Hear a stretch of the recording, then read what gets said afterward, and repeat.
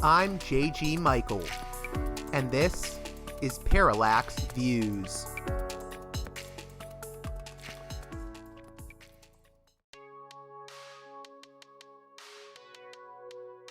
Hey there, Parallax Views listeners. Independent media matters, and your support makes it possible. If Parallax Views has challenged your thinking, exposed you to new ideas, or simply kept you company on your commute, now's the time to help sustain it. Listen, share, and if you can, support the show on Patreon at patreon.com/parallaxviews. One more time, that's patreon.com/parallaxviews. If you want, you can also make a one-time donation by contacting me at parallaxviewspod@protonmail.com. I can give you a link to my PayPal page if you contact me that way. Let's show what listener-supported media can do.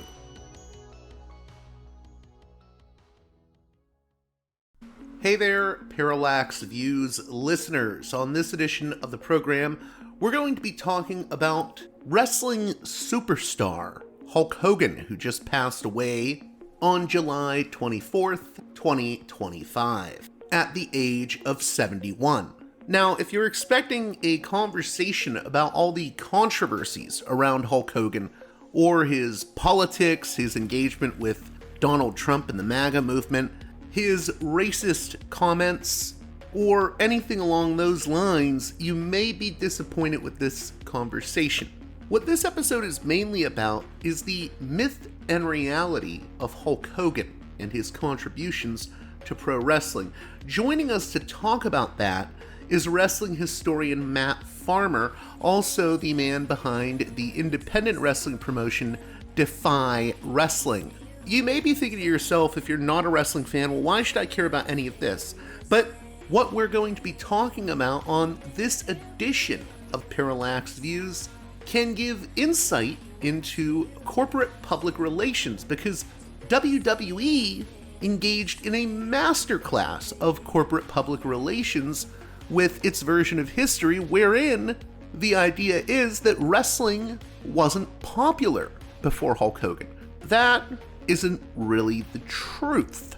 However, that's not to say that Hulk Hogan was small time. Obviously he wasn't, and he was one of the industry's biggest box office attractions of all time. It's a bit nuanced, and you'll learn that in the conversation to follow. So sit back, relax, and hopefully you'll find the conversation with wrestling historian Matt Farmer to be rather interesting, a different take, a parallax view, if you will, on Hulk Hogan. By the way, before we get to this conversation, I want to thank the consultant I had on this edition of the program. They don't want to be named at this point. Wrestling is sort of a hobby for them. The history of wrestling, I should say, is a hobby for them. And they didn't really want to be named, but I did want to stress that they helped a great deal with the research that went into this episode and helping me to prepare for the conversation with Matt Farmer. So you know who you are, and thank you very much. With that being said, let's get right to it with Matt Farmer.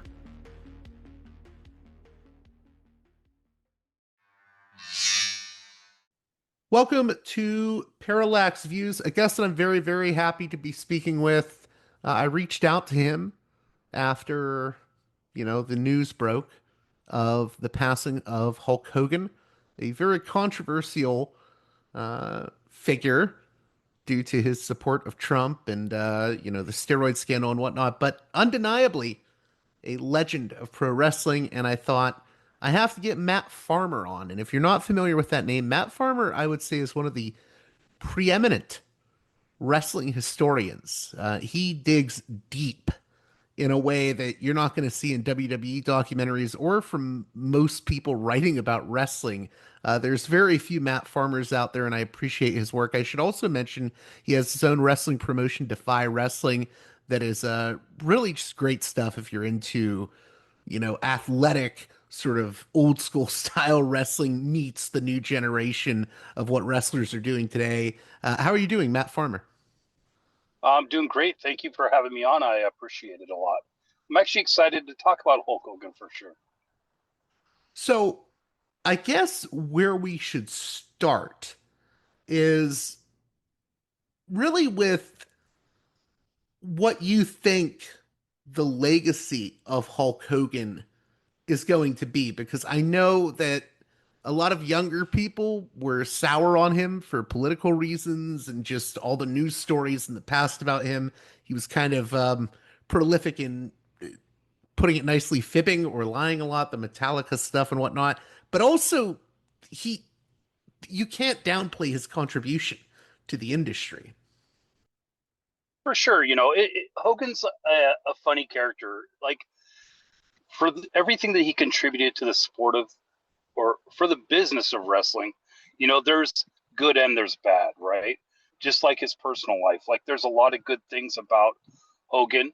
Like talking to his friends, he's done a lot of good things for a lot of people. He's also made a lot of bad comments, probably done some bad things in his life.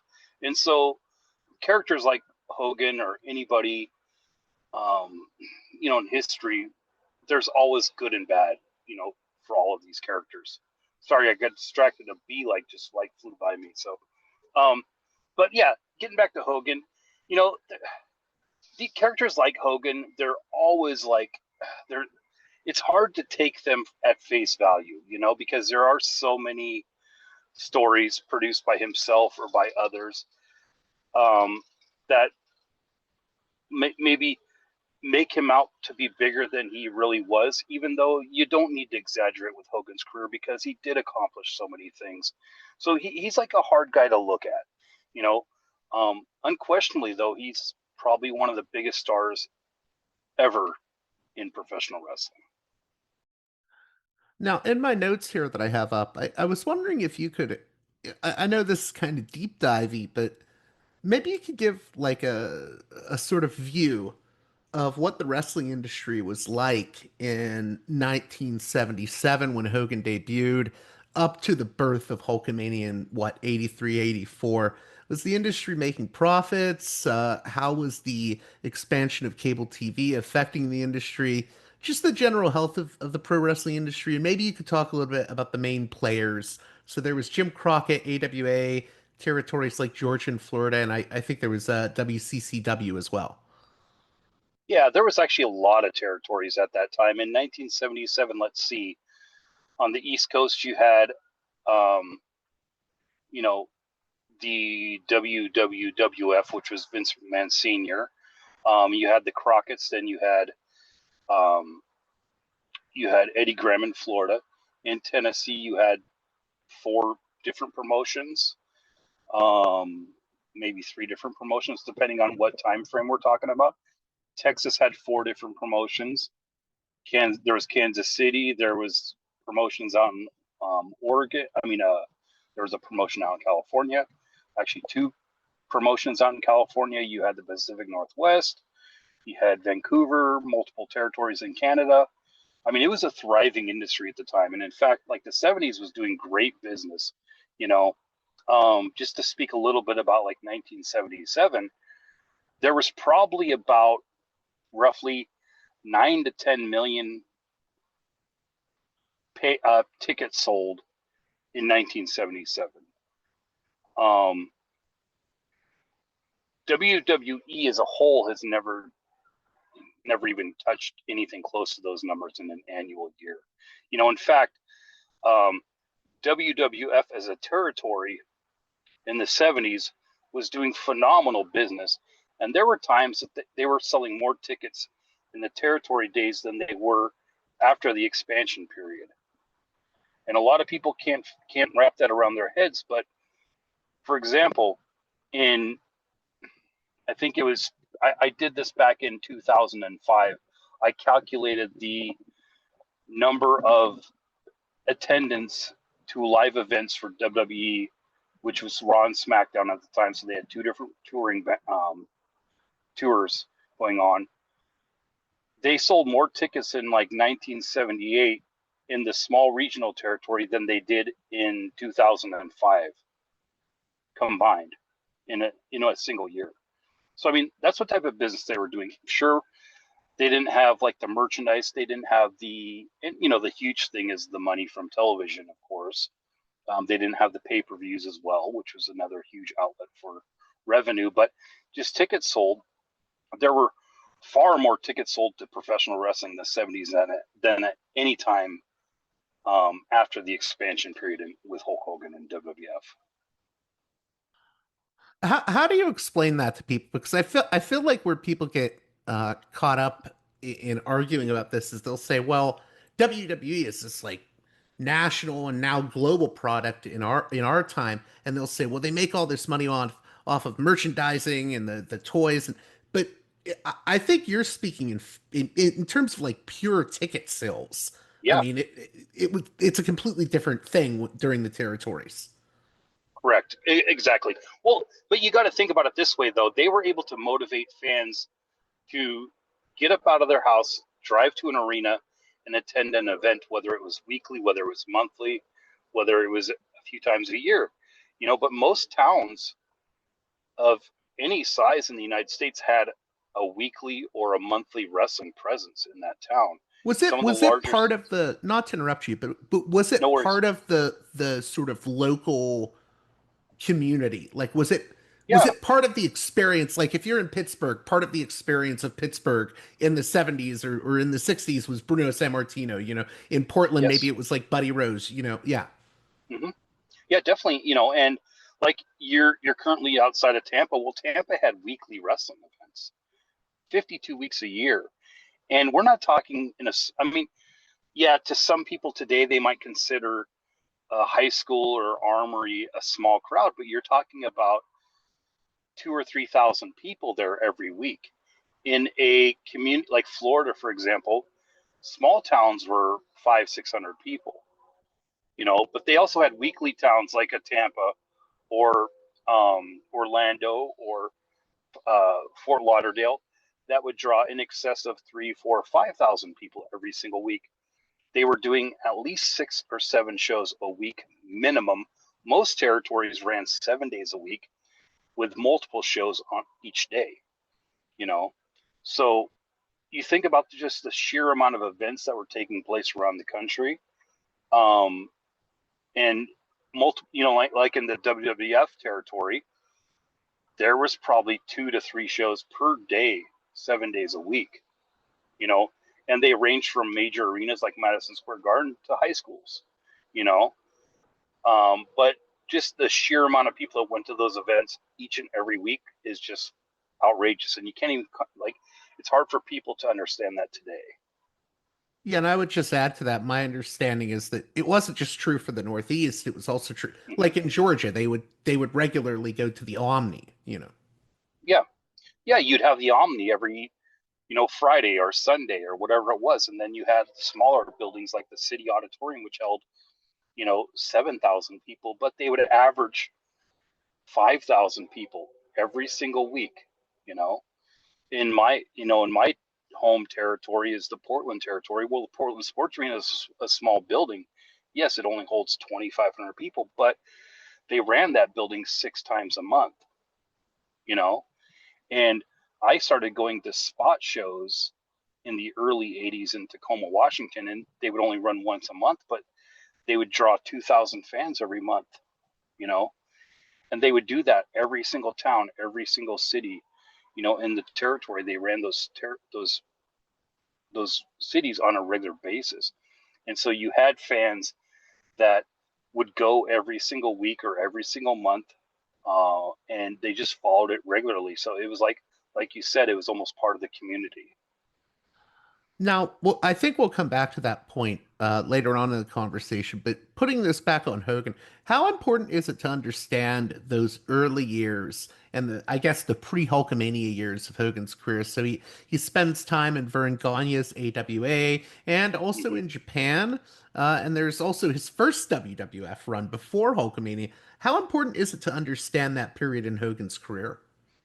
Uh, well, if you take out that period of time and you just take it away from his whole history, and his aura.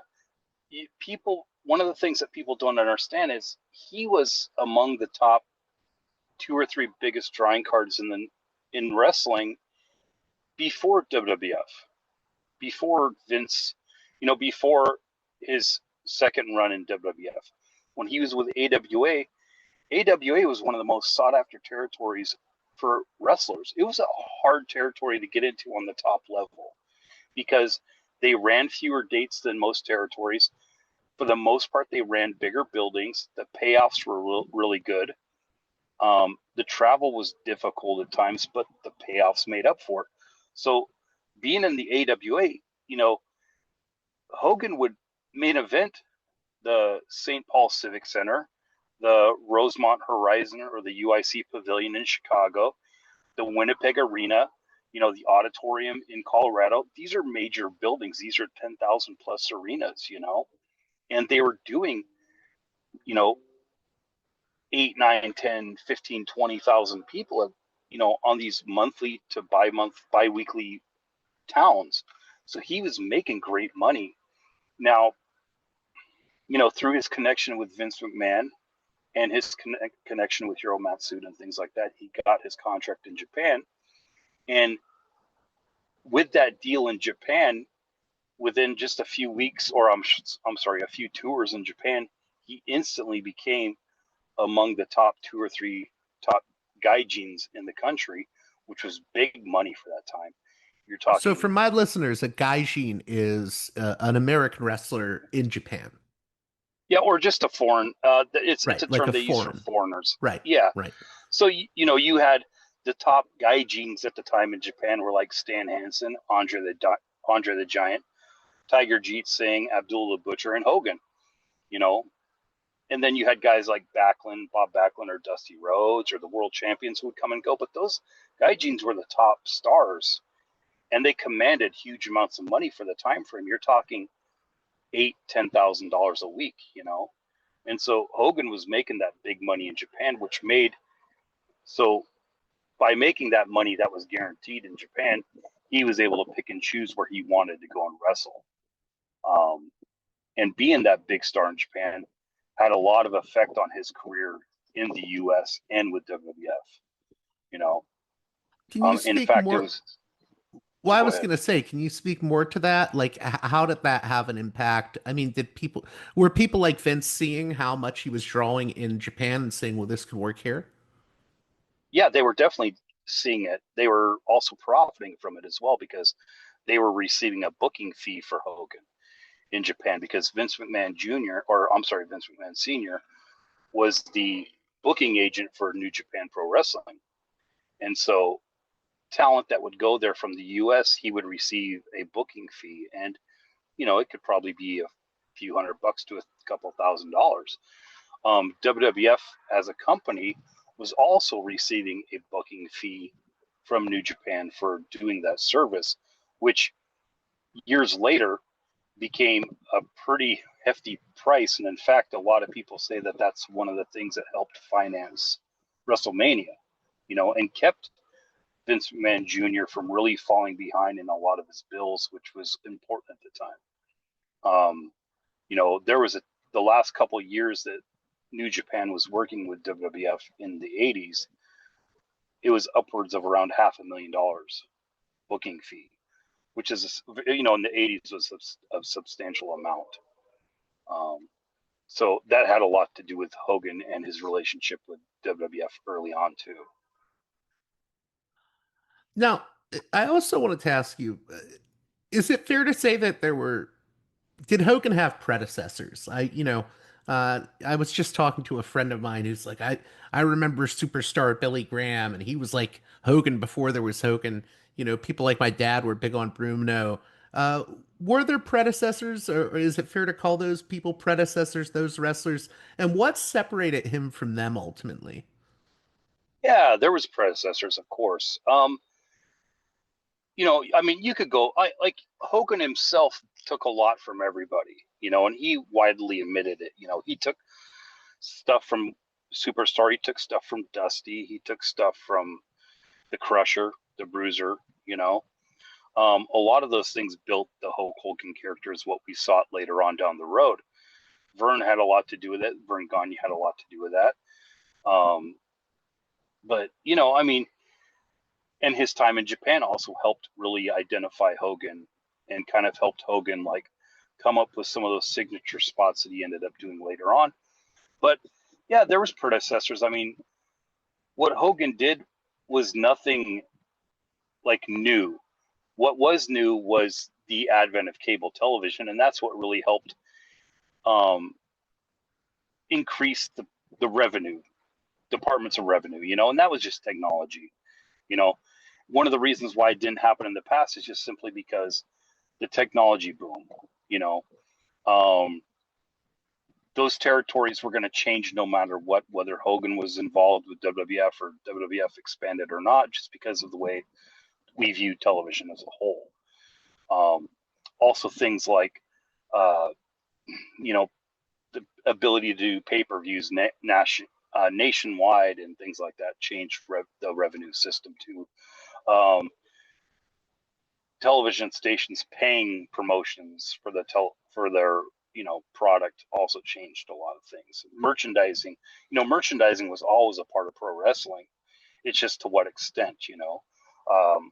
A lot of wrestlers would go have merchandise at the tables at an arena, and they would get a cut of it, and so they did make money off of it, but it was never distributed the way that it was distributed under Vince. So it was just the change of times and the change of technology. I was wondering if we could delve into that just a little bit more, the sort of expansion of cable TV and how important that was. Because I get the impression that territories, even though the industry was healthy, I think the industry was moving away from the territory system, or would have at some point, and maybe you would have ended up with like one, two, or three national companies. Now, in the end, it ended up being the WWF. But is it? I mean, I know we're dealing with counterfactuals here, but is it fair to say that that's where the industry was moving, sort of national? It was, and it was moving that way before Vince as well. I mean, Georgia Championship Wrestling was on nationwide television before WWF, and you would see some of the talent that were getting over in Georgia or who were over in Georgia and were featured heavily on that television, how they were able to take that and get strong bookings in other territories around the country. So we saw that impact before Hogan entered the picture, before WWF started their major expansions. We also saw that years ago in the 60s and in the 50s and heck, the late 40s when television was on nationwide television. You had guys like Buddy Rogers or Gorgeous George or Antonino Rocca who became nationwide stars because they were on broadcast television. So it wasn't anything new. It's just, Vince McMahon Sr. had in the 60s been involved with a group that were trying to nationalize television and nationalize the wrestling industry too. But I think because the increase in technology and communication also changed a lot of things as well. And cable television helped a lot. One of the revisionist histories that always kind of like irks me and some other historians too is every history or book or whatever report that you read on wrestling today, they always talk about the cable television boom. But the truth is those first 3, 4, 5 years of WWF and their supremacy in cable was actually due to their syndicated network, which was a lot stronger and had a lot larger impact on their expansion than the cable television. Because in 1985, so few homes actually had the USA Network, but what they did have is they all had syndicated television. So your local television stations that would have the reruns of everything, but they also had wrestling. They would carry the WWF Superstars, which was their number one show, not primetime wrestling. Primetime was on cable, on USA, but it was Superstars that had the much larger like audience of viewership, which they always considered that. Like that's why if you go back and watch Superstars, all of their major angles took place on that show. So that was really the driving factor, was their syndication in the 80s. I wanted to add to that, and I hope this isn't a dumb question, but with regards to the national expansion, I want to talk about the role Hogan played in that, but also the other factors, because I've always had this impression, you can correct me if I'm wrong on it, but did McMahon have structural advantages being based in New York? Oh, 100%. Yes. That was because, New York is like the media capital of the country and a part of the, most of the world as well. That was a huge part of it. Because they, if you go back to the 80s and you read all of these magazine articles and media reports and news articles, like the print media and the news media, they're copycats. They see a story picked up in one magazine and they repeat that story in another magazine. Same with the newspaper system. They see one article written about a topic, especially like a pop culture topic, and then all of the other newspapers follow along. That's what they did with WWF. All of a sudden, Vince started selling these media folks. And remember, Vince also hired people to do that, which is something that most wrestling companies have never done before. He actually hired PR teams to do this. But they started writing stories about it being hip and cool and the connection with MTV and things like that being hip and cool. And, you keep telling people the same thing enough times, they start believing it, whether it's real or not, and that's what happened with WWF. And it was partly real. But one of the things that was real is that there was not a resurgence in pro wrestling, because in 1983, before Hulk Hogan became champion, they were doing record business in pro wrestling. In 1984, those territories were still doing record business, and there was a lot of business going on in pro wrestling, in those early days of the expansion. Now, where do we place Hogan in all of this? Because we've gone over the other factors, but I also don't want listeners to get the impression that we're downplaying Hogan. Whether you like Hogan or Yeah. not, I mean, you were there at some of the. I think you mentioned being at one of the WWF shows where Hulkamania was running wild. What was that like? Yeah. And how can we understand that contribution that he made? It's hard to explain because, okay, like my own personal experience. So I told you earlier, I used to attend spot shows from Don Owen. I would see Buddy Rose and Dynamite Kid and Kurt Hennig and all these guys wrestle, and the events were awesome. There was a few thousand people there, and it was very intimate. It was in a small, like, convention center, and the crowds were always super hot. There was usually just a few ring lights. The building was dark, and all the action was in the ring. The first time I went to a WWF show where Hulk Hogan was there, all of a sudden I'm in an arena. There's 20,000 people there. And this was an exception because not everything was 20,000 people. This was like a legitimate 20,000 people. And Hogan came out and the place just came unglued. He was wrestling Big John Studd, who's not the best opponent for him, but just the reaction was just phenomenal. It was something I'd never felt before. It was a true experience. It was a short match. It was all action, but it was just something different that I had seen. The show overall, and I remember telling my friends this, and it was like a regular topic of conversation in my friends group in the playground and stuff at the time. But the WWF shows that I attended early on were nowhere near as good as the Don Owen spot shows. Like, if I had to choose between one or the other as a kid, I'd go to those Don Owen spot shows every single time because they were so much better. There was blood. There was like hardcore fighting, and you know what I mean? Like a lot of action. But the WWF, that was what was being sold to the general public, and Hogan caught their imagination like nobody else. One thing that I always reiterate to people, because people are always like, well, what if they did this with Savage, or what if they did this with Piper, or what if they did this with Orton? or Orndorff. Yeah, maybe what if they did that with them? It might have worked. It might not have worked. If you look at the numbers, it probably wouldn't have worked. As hot as Piper was, as hot as Orndorff was, as hot as Savage was, they were still 50% at most of what Hulk Hogan was. And you can look at the metrics of that.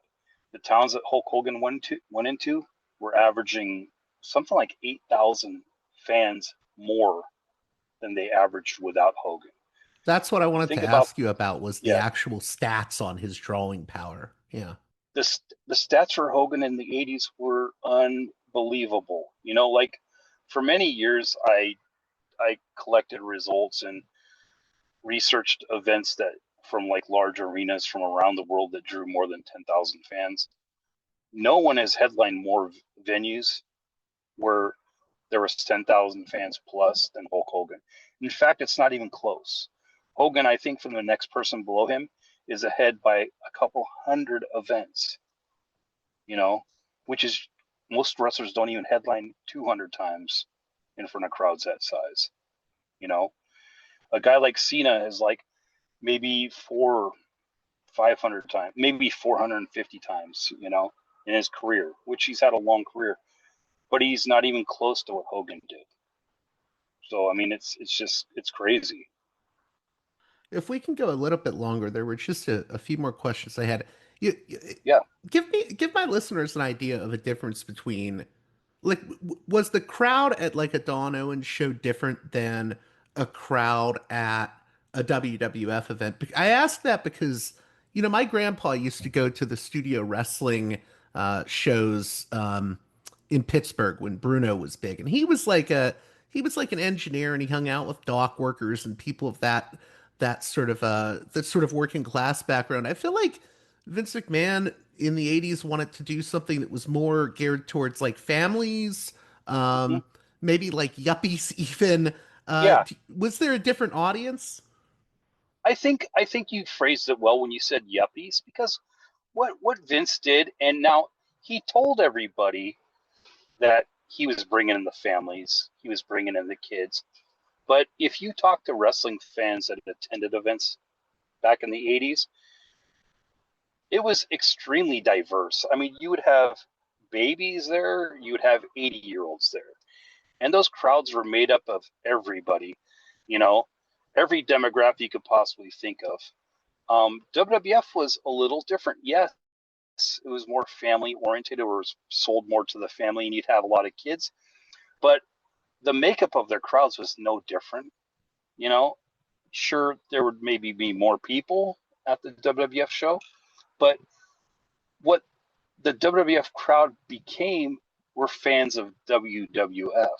They weren't fans of pro wrestling, and that's the case even today. Um, a lot of those fans weren't pro wrestling fans; they were just fans of the new thing, right? So, like the crossover of the fan base was pretty minimal.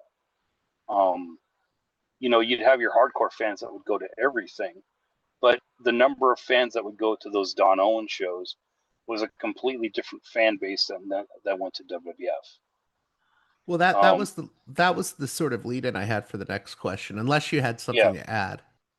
Well, on that subject of like what fans are, and people always talk about like WWF versus this promotion, whether it was WWF versus the NWA, or even nowadays with WWE versus AEW. Going to like a current day AEW event or a WWE event, there's not a lot of crossover in that fan base, even today. Like I've literally stood outside of WWE events and handed out flyers and things like that. And those WWE fans will have like very little knowledge or even understanding that there's independent wrestling. But you go to an AEW event, and almost 90% of those fans will know about independent wrestling and are familiar with independent wrestling. So it's a completely different audience, a little bit of crossover. What WWF did in the 80s was they grew their business. Their business model expanded and it grew and it increased their revenue. But essentially what they did is they also killed off the pro wrestling fan base. While they were increasing in business, the pro wrestling fan base in a larger percentage was decreasing. And it That's has actually no, what I wanted to get into was yeah, because I was going to ask if Hogan was good or bad for the industry, and maybe that's the wrong way to put it. Because what I really wanted to ask was there an audience that was lost because of Hulkamania and the national expansion? Because I was talking to someone yesterday who grew up in Philadelphia and the territories, and they said yeah, I left because I don't want to see the hmm cartoon stuff, and you know hmm that audience left when WWE became the sort of only game yeah. in town. And I don't want to put this on Hogan's back because I think he was the type of a person that would have drawn everywhere. Like Hogan, if if the territory system remained, Hogan would have been the biggest star in wrestling still. So no matter what happened, Hogan was destined to become a number one box office guy because he already was. When he was in the AWA as the AWA, chasing the AWA champion, he was probably the biggest box office star. It was either him or Flair in the US. So I want to make sure that people understand that Hogan was destined to be a major star no matter what. But WWF and Hulk Hogan were bad for the business of professional wrestling. 100% they were bad for it. Yes, people make, well, I guess I shouldn't have said 100% because it's not 100%, but yes, wrestlers make more money now, a larger percentage of money than they would have years ago, but there were far more wrestlers employed in the territories. There were far more professional, like major events taking place years ago. And we're not talking just by double the amount, we're talking probably tenfold the amount, you know.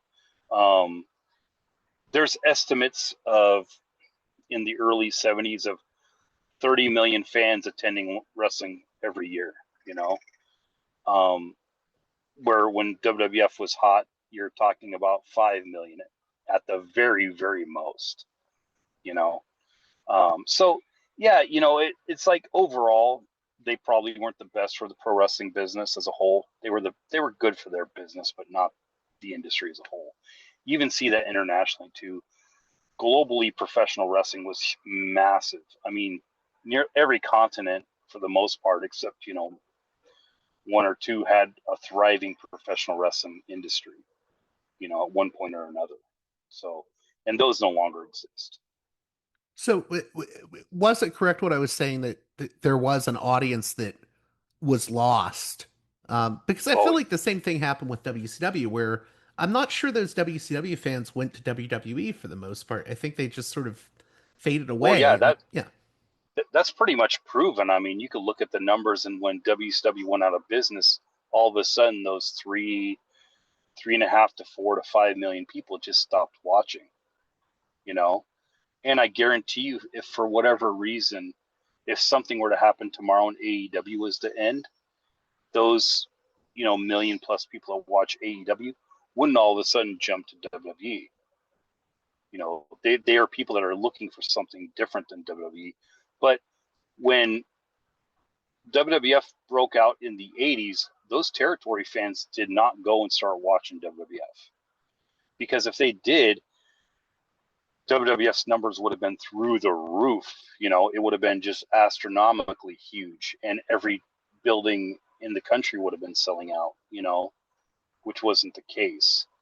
And you could even see that in small portions where they would go, like Hogan, even a Hogan in the main event, if they would go down to Houston or they'd go to the New Orleans or Charlotte or, Greensboro, even with Hogan on top, they would go into those buildings and they wouldn't draw very well I was actually going to because those, ask you about that. yeah, Why were they not able to penetrate the South initially?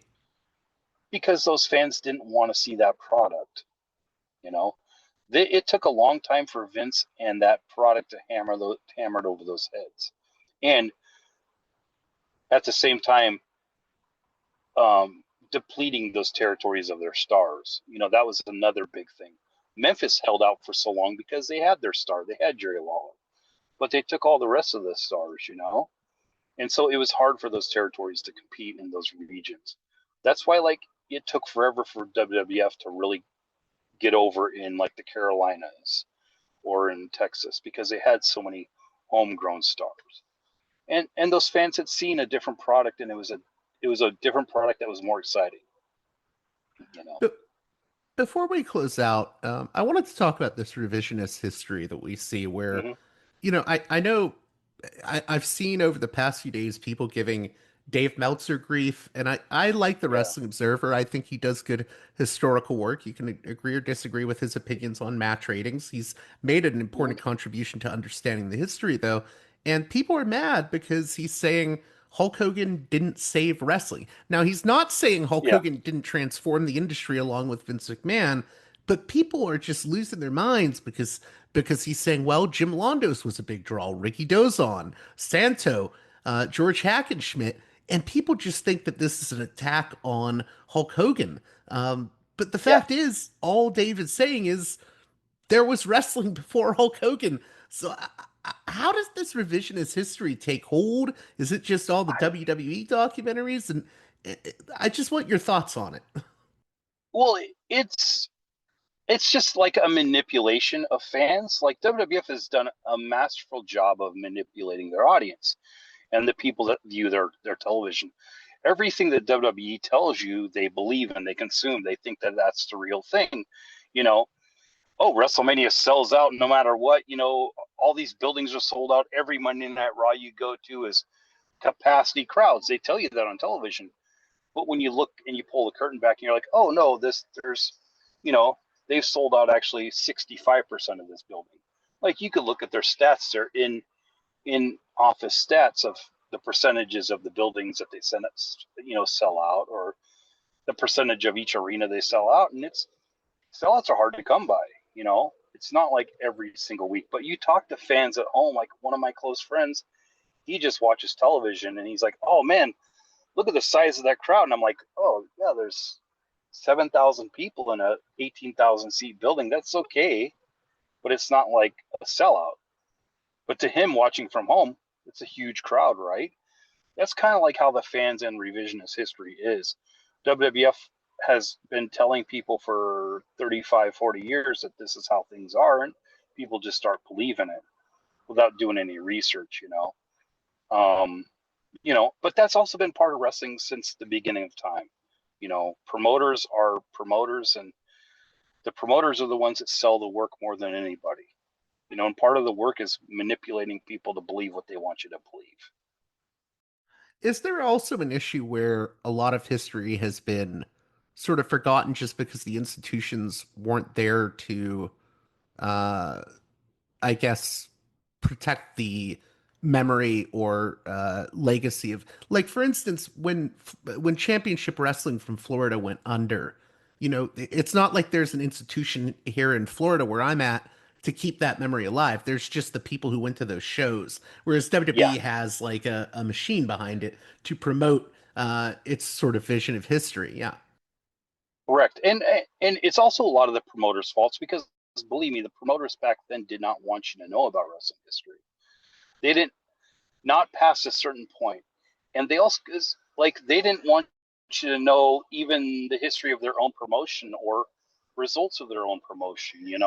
Did they Like, sort of want you to focus on whatever was in the present because they're trying to sell those tickets in the present? yes, like most promoters back in the territory days, they didn't even want you to know what was going on in the town next to them, you know, because what was going on in St. Petersburg, Florida, might have been exactly what's going to be happening tonight in Tampa, Florida. And they don't want you to know about the results that's happening over there because it's going to happen here tonight, you know? And that's how the territory was.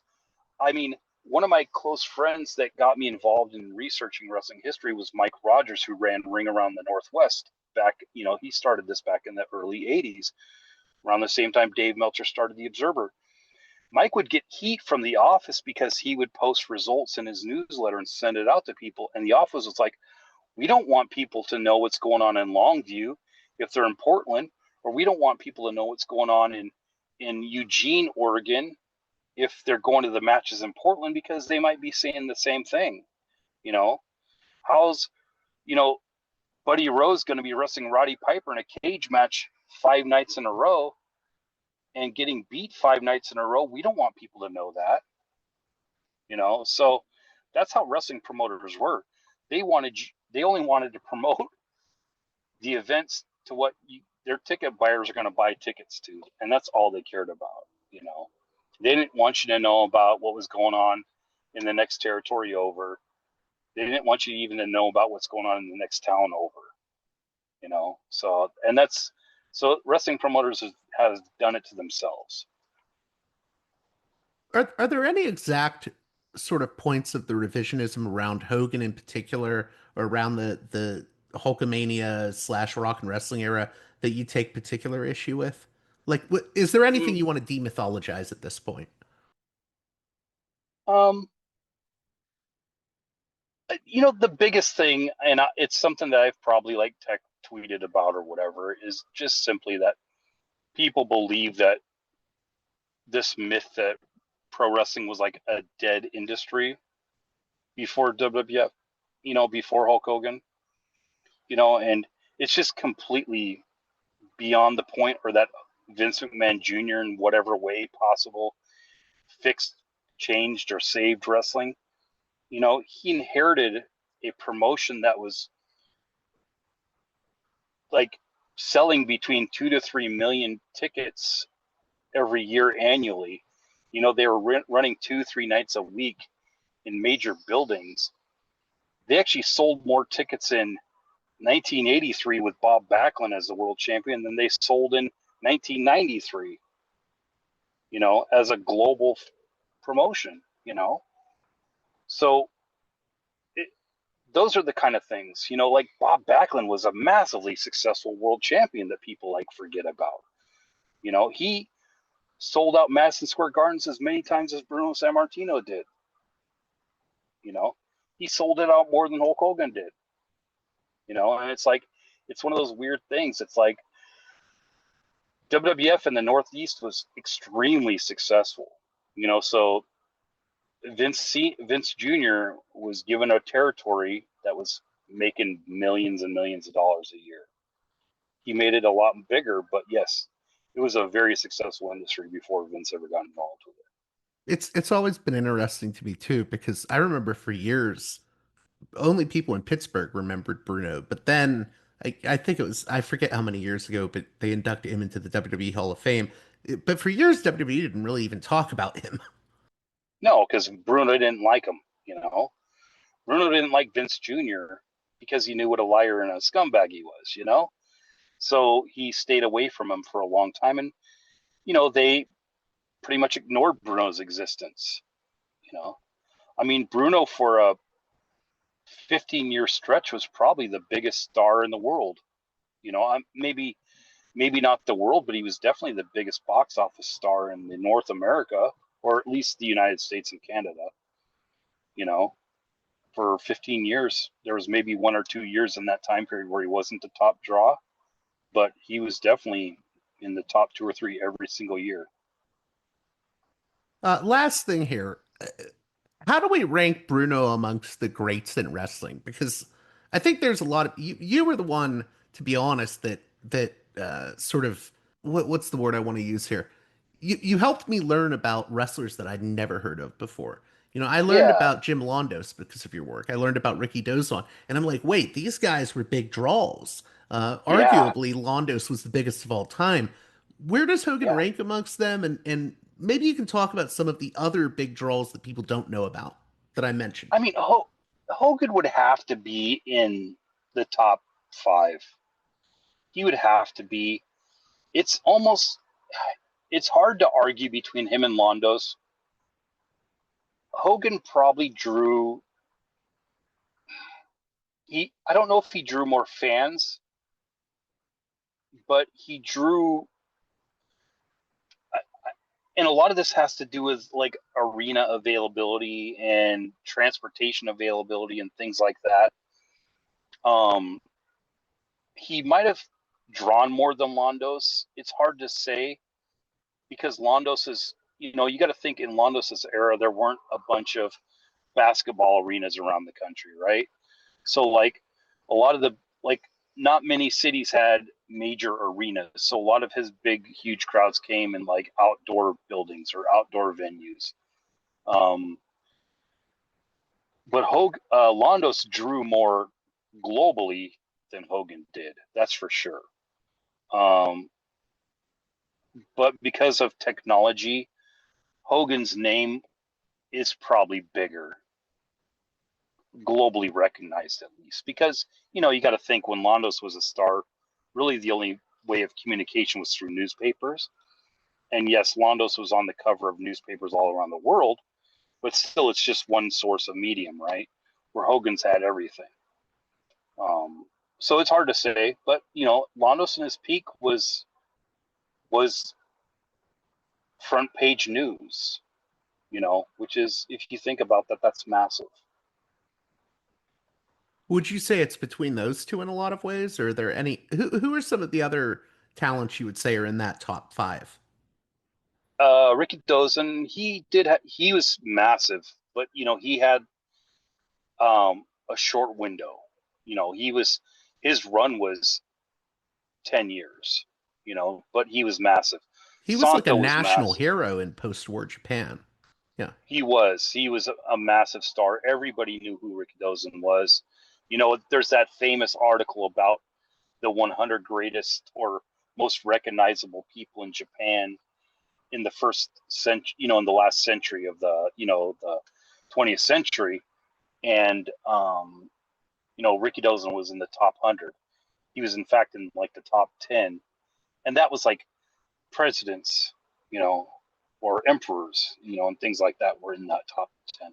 So it was not just sports people. Um, so he's like almost on a different level because more like he's kind of more like a Muhammad Ali almost. He almost transcends pro wrestling. Um, but besides Dozen, Antonio Inoki was huge. Baba was huge. Inoki was huge globally too because he drew huge crowds in countries that you didn't even realize had wrestling. Most people don't realize had wrestling. Santo was massive. I was gonna say Pedro Santo Aguayo, is another one that I think he was just yeah, like a national hero. I mean, you see the pictures of his funeral in Mexico. Yeah. yeah, yeah. Santo was massive. He was huge, and not just in Mexico too, but he was massive in like a lot of uh, Hispanic countries that spoke Spanish. Like South America. He was huge in a lot of South American countries. A lot of luchadors were over, to a great level in South America as well. Um, Ed Strangler Lewis was huge. He's a guy that he's kind of like a Antonino Rocco or Gorgeous George, where he was featured so prominently in the newspapers that everybody knew who the Strangler was. Frank Gotch was huge. Buddy Rogers was huge. Was Um, Stanislav Zabisco? yeah, he was huge too. He was one of those guys that was more well traveled than people realize as well.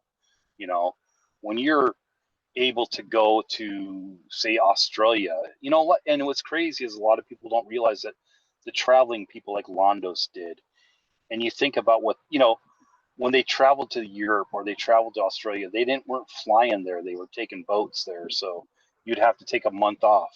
You know, when Jim Londos would go to Greece in 1932, he didn't take a plane; he took a boat.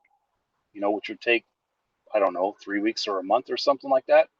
And he would travel all along Greece, and then he would hit some of the other countries like Turkey and things like that, and he would draw 80,000 people in Greece. So those are type of things that wrestlers today do, but it's different. I know I've already kept you overly long, but I know I'm gonna have at least one or two listeners that will say this. They'll say, "Well, all those guys like a Gorgeous George or a Bruno, that's back when there were only a few TV channels to watch, so it really wasn't that big." How do you respond to people? Because I think that's a misinformed argument. Yeah, it is. I mean, look, technology changes. So like for me, I have a hard time comparing like a Hogan with somebody from that era because the technological advances, you know. So I like to look at it at like how the world was at the time. Like Frank Gotch, for example, when Frank Gotch was world champion in 1908, to have 30,000 people attend a match, you got to remember that like most of the people in that crowd, they didn't have a car. A lot of their homes didn't have lights.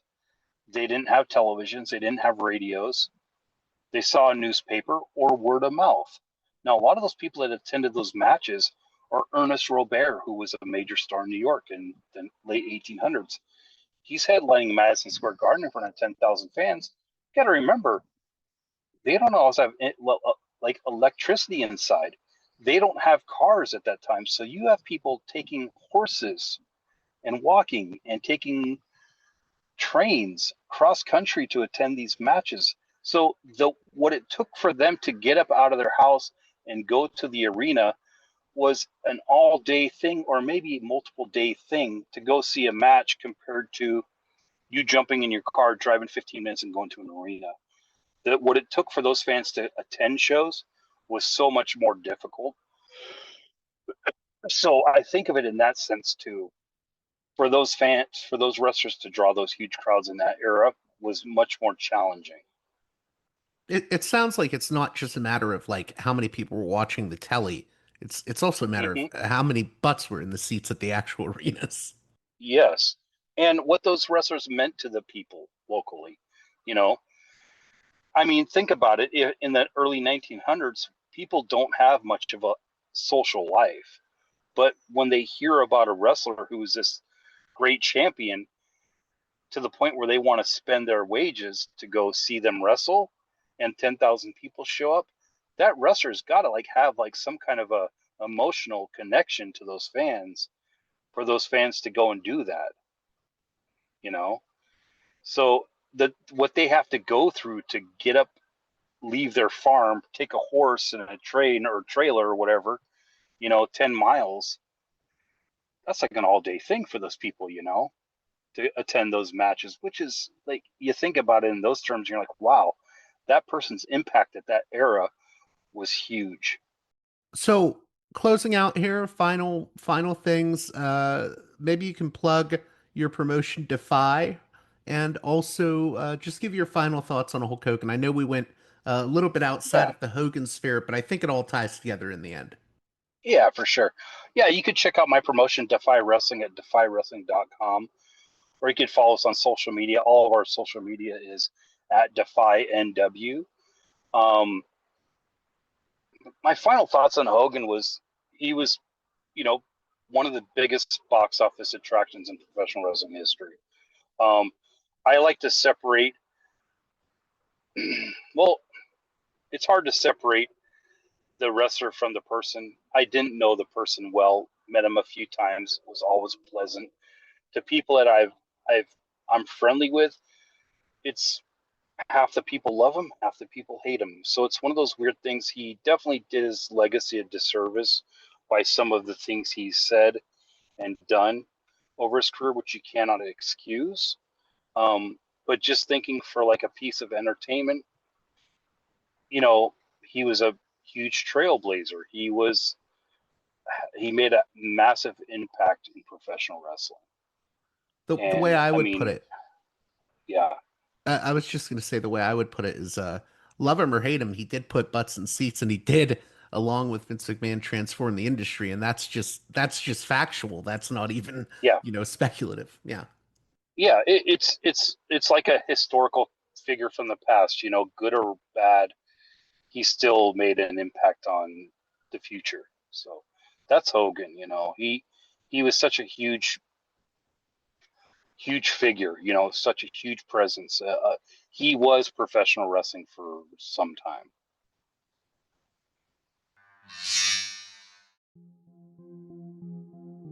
This edition of Parallax Views is brought to you by the $10 and above tier supporters of Parallax Views on Patreon.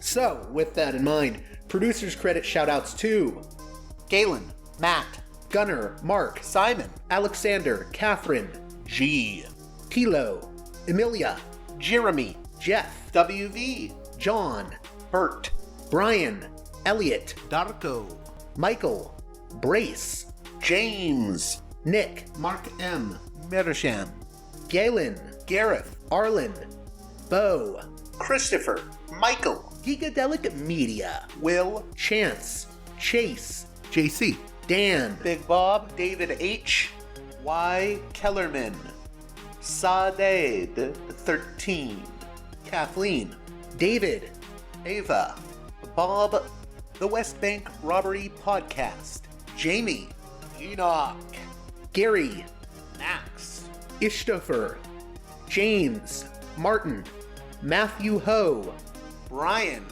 Nobody, Thomas, and Dano.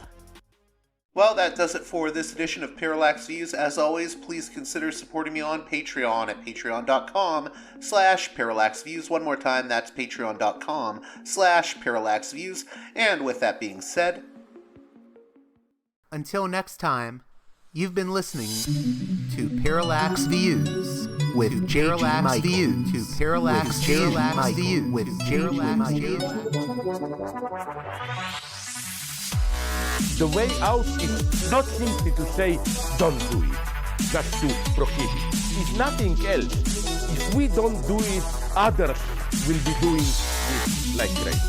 So, we have to confront the problem. But no, basically, I know of the great anxieties, problems, new forms of control, but it's also new forms of freedom. This is why I always emphasize that internet and all this new digital stuff, it's a very ambiguous phenomenon, but it's the field of struggle. New forms of enslavement, but at the same time, new incredible forms of freedom. We have to accept the fight with no nostalgia for old, allegedly more authentic communities or whatever. I'm not afraid.